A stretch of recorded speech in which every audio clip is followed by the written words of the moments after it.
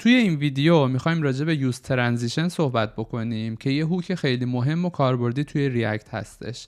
اول از همه میایم میبینیم که چه مسئله‌ای رو این هوک میخواد حل بکنه و بعد نحوه استفاده از این هوک رو با هم بررسی میکنیم. با من همراه باشین. فرض کنید اینجا من یه صفحه‌ای دارم که توش 3 تا تب تعریف کردم، هوم و پست و اباوت، که روی هر کدوم که کلیک میکنم محتوای اون تب رو به من نشون میده. داخل کدم تب رو به عنوان یه استیت تعریف کردم که 3 تا مقدار میتونه داشته باشه، هوم، پست و اباوت، و تب آیتم هام رو هم توی یه کامپوننت جدا تعریف کردم که در حقیقت یه دکمه هستن که وقتی من روی اونها کلیک میکنم این تابع سویچ تب کال میشه و استیت من رو تغییر میده به مقدار اون تبمون.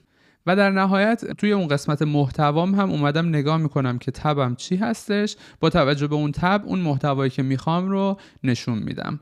برای پست من اومدم پست رو توی کامپوننت جدایی قرار دادم، چرا که میخوام توی این کامپوننت یه سری پست ها رو از سرور بگیرم و نمایش بدم و این پروسه گرفتن پست ها از سرور یکم زمان بر هستش.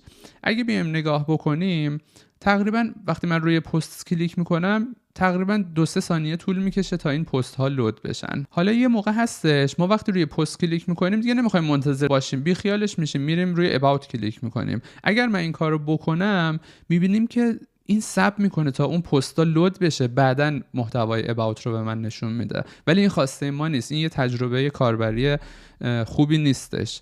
چرا این اتفاق میفته؟ به خاطر اینکه اینجایی که ما ست تب انجام میدیم، این استیتمون رو آپدیت میکنیم، پروسه آپدیت کردن استیت یه پروسه هستش که قابل کنسل شدن نیست. بهش میگن اینتراپتیبل نیستش پروسه آپدیت کردن استیت. و وقتی من مقدار استیتم رو به پست تغییر میدم این میره پست ها رو میگیره و بلا فاصله که من میام مقدار استیت رو میخوام به اباوت تغییر بدم این ساب میکنه، این در حقیقت رفته توی صف و ساب میکنه که اون پستا که از سرور گرفته میشه بعد مقدار استیت تبم رو به اباوت تغییر میده. یوز ترانزیشن دقیقاً میخواد این مسئله رو حل بکنه که ما پروسه هایی که ما داریم که اینتراپتیبل نیستن میتونیم اون پروسه ها رو اینتراپتیبل بکنیم، یعنی قابل کنسلشون بکنیم، یعنی بشه که اون پروسه ها کنسل بشن. چطور ازش استفاده میکنیم؟ میایم هوک یوز ترانزیشن رو از داخل ریاکت ایمپورت میکنیم و به این صورت فراخوانیش میکنیم. چیزی که به ما برمیگردونه یه آرایه هستش که 2 تا عنصر داره، is pending و start transition.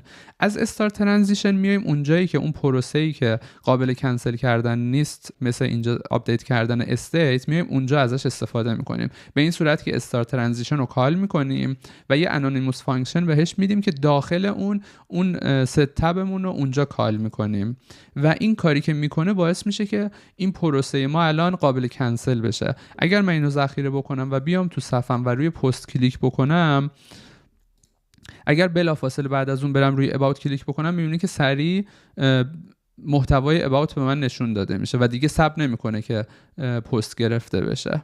از ایز پندینگ چه استفاده میتونیم بکنیم؟ احتمالاً با این موقعیت آشنا هستید که وقتی شما دیتا هاتون رو از سرور میگیرید همیشه میاد یه استیت لودینگ تعریف میکنید و چون این پروسه زمان بر هست میخواید حالا یه حالت لودینگ به کاربر نشون بدید، مثلا یه اسپینر نشون بدید یا بنویسید لودینگ.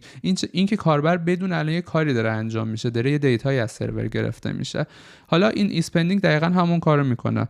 من میام اینجا موقعی که این ترانزیشن در حال انجام هست ایز پندینگ ترو هستش، یعنی در حقیقت من میگم که اگر ایز پندینگ بود یه لودینگ نشون بده و اگر نبود حالا محتوایی که میخوام به کاربر نشون بدم رو نشون بده.